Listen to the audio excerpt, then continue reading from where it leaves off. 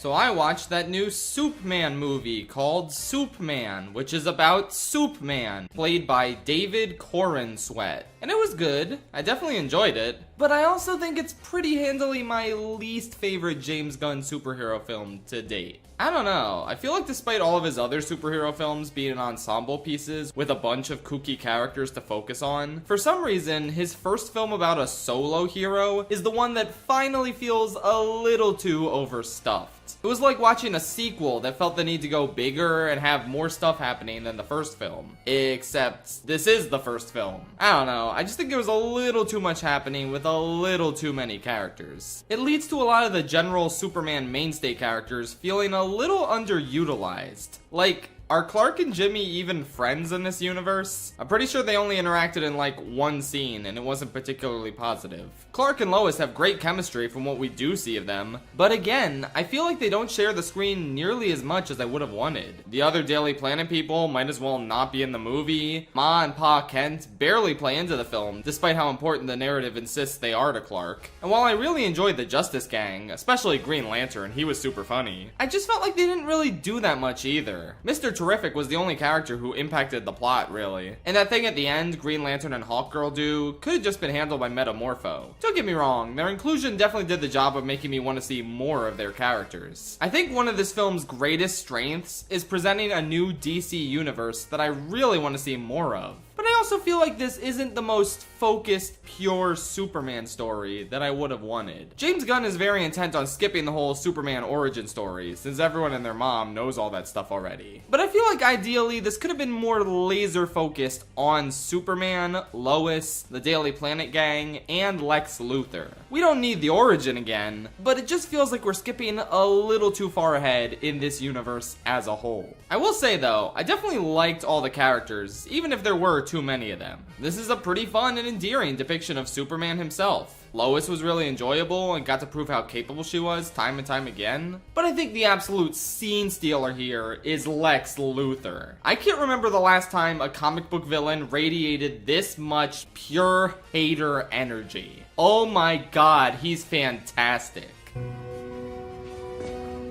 Sis. There's this one scene where he's explaining why he hates Superman, and you can see him on the verge of tears. Like, he believes this shit to his core. It's nuts. I'm so excited to see more of him in future movies. The action is also pretty solid, but I wouldn't say anything here is particularly mind-blowing. There's nothing quite as impressive as that hallway fight in Guardians 3. It also feels like there isn't that much action towards the middle. Like, we spend a lot of time in this somewhat drab pocket dimension that has a handful of really good Luthor scenes, but otherwise, it was a little eh. Even the action scene we do get here wasn't all that special. I liked the bad CGI baby that looked like Chicken Jockey, I guess. I also feel like there's a lot of real-world political elements that are good to see in a blockbuster of this scale. But tonally, they feel really off with all the other fantastical elements. Like, oh no, Superman has to stop this interdimensional void, but he also has to do something about the horrific, realistic-looking war crimes. I honestly got a lot of whiplash from the third act. It just didn't feel like it all fit together that well. Ultimately, this is a very ambitious superhero movie with a lot of fun elements and sequences. I had a good time with it, but I just don't think it's as tight as Gunn's other work in the genre. There are plenty of good jokes, but others that I felt didn't really fit or came after an emotional moment that I would have liked to just sit with.